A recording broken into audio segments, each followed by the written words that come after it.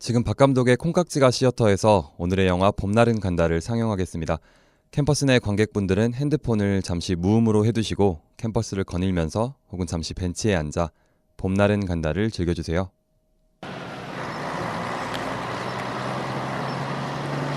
우리 헤어지자.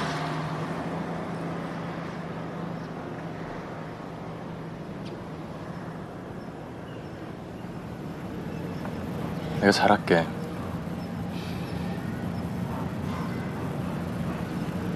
헤어져.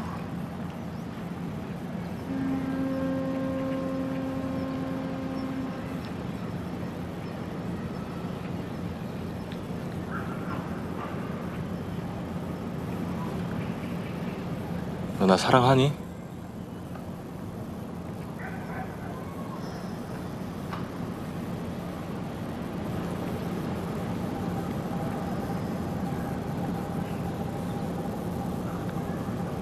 어떻게 사랑이 변하니?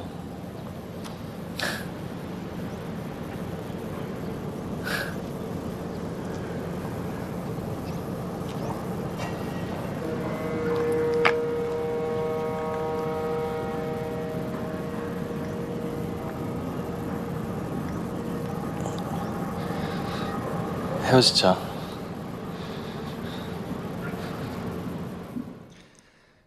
헤어지자는 여자, 더 잘하겠다는 남자.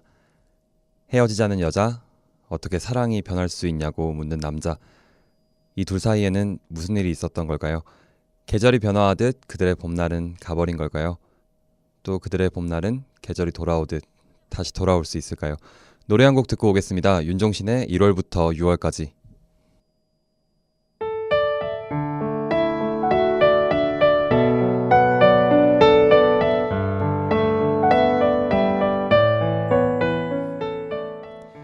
네, 월요일 저녁 여러분들에게 영화 콩깍지를 씌워드리는 시간이죠. 박감독의 콩깍지가 시어터입니다. 오늘 씌워드릴 영화 콩깍지는 바로 봄날은 간다입니다.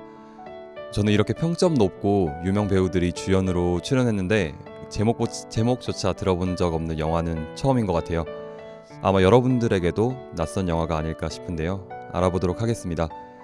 봄날은 간다는 2001년작으로 벌써 14년 된 영화입니다. 우리가 1화에서 다뤘던 엽기적인 그녀랑 같은 해에 개봉했는데요.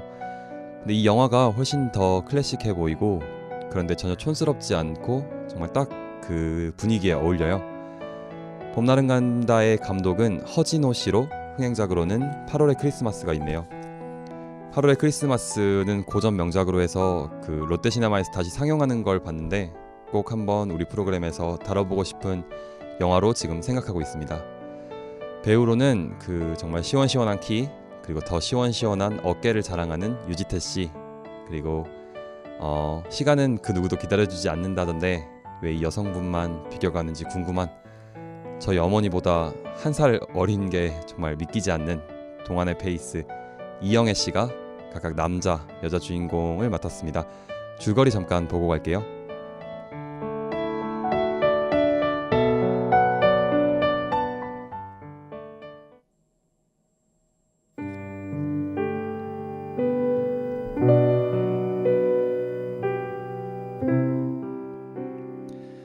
네, 유지태 씨가 사운드 엔지니어 상우 역을 맡았고요. 이영애 씨는 지방방송국 라디오 PD 은수 역을 맡았습니다.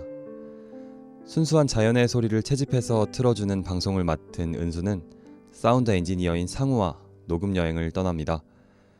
전국의 이곳저곳 산 좋고 물 좋은 소리 좋은 곳을 돌아다니며 방송에 필요한 소리를 따는 작업인데요. 둘은 자연스럽게 가까워집니다. 그러던 어느 날 은수의 입에서 나온 썸의 마침표 라면 먹고 갈래?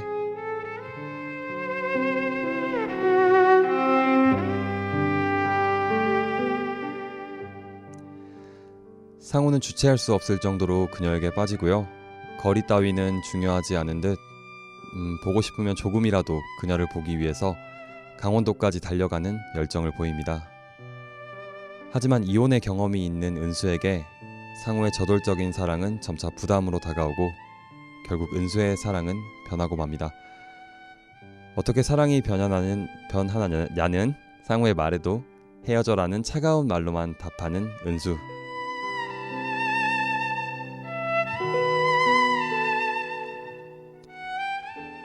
영원히 변할 것 같지 않던 사랑이 계절이 변하듯 변하고 그들의 봄날은 갔습니다. 하지만 그 사실을 받아들이지 못하는 상우는 어찌할 바를 모릅니다. 은수를 잊지 못한 상우는 미련과 집착의 감정을 이기지 못하고 서울과 강릉을 코앞 거리인 양 오갑니다. 그들의 봄은 다시 돌아올 수 있을까요? 노래 듣겠습니다. 신청곡인데요. 서영은 씨의 완소 그대입니다.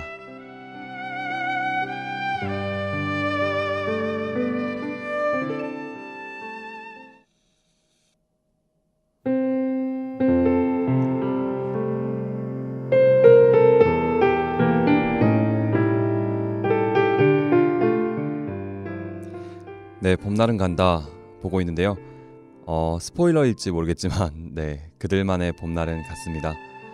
봄날은 간다 포스터를 보면 옆에 약간 설명하듯 작은 글귀가 있습니다. 사랑이 이만큼 다가왔다고 느끼는 순간, 즉 사랑이 이만큼 다가왔다고 느끼는 순간 봄날은 간다. 이게 전체 제목이라고 할 수 있을 텐데요. 저 혼자 나름 해석을 해봤어요. 그래서 사랑은 인지하고 계산하고 아는 게 아니라 서서히 젖어드는 거다라고 생각을 합니다. 그런데 어느 순간 내가 내 사랑을 살펴볼 겨를이 있을 때, 그리고 내 머리에는 사랑이 계산의 대상, 인식의 대상이 된 거겠죠. 그럴 때 진정한 사랑이 아니라 뭐 부담이라던가 아니면 또 다른 것으로 다가올 수 있다는 의미가 아닐까요?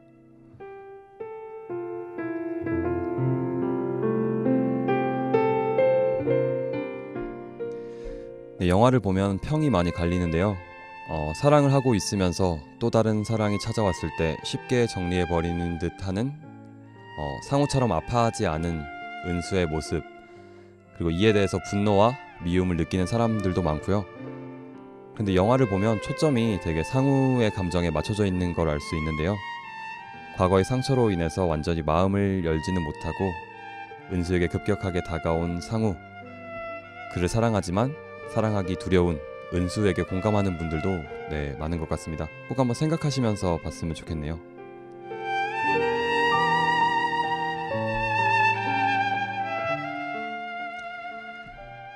대상과의 거리가 아쉬울 때 바로 그때 붓을 놓을 줄 알아야 수채화가 된다. 어릴 때 수채화 그리다 보면 물감과 물의 맛을 더하려고 붓질을 계속 할 때가 있잖아요. 그러다 보면 종이는 결국에 일어나게 되고 여러 색깔이 섞여서 결국 그림을 망치는 경우가 있는데요. 사랑을 하다 보면 내 욕심에, 아니 그리고 그게 그 사람을 위한 일이라고 합리화하는 경우도 많죠. 불쑥불쑥 찾아가기도 하고 값비싼 선물 혹은 잦은 애정 표현, 이렇게 부담이 되는 경우가 많은데, 우리는 어쩌면 그 사람을 사랑하기도 하지만 그 사람을 사랑하는, 그리고 사랑할 수 있는 내 모습을 좋아하는 걸지도 모르겠습니다. 이렇게 헌신적이고 모든 걸 바칠 수 있는 내 자신의 모습 말이죠. 그래서 이별은 그런 내 모습을 버려야 하기 때문에 진정한 슬픔으로 다가오는 게 아닐까라고 생각이 되는데요. 뜻대로 안 되죠. 감정의 문제이다 보니까 서툴고 조절이 안 되는 경우도 많고, 사랑이란 놈. 그래도 이 말 잊지 않으셨으면 좋겠네요. 대상과의 거리가 아쉬울 때 바로 그때 붓을 놓을 줄 알아야 수채화가 완성이 됩니다.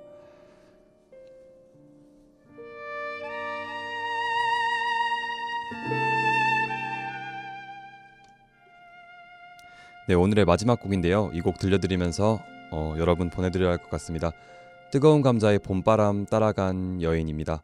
지금까지 제작 진행의 박용호, 기술의 이미령이었습니다. 저녁 맛있게 드세요.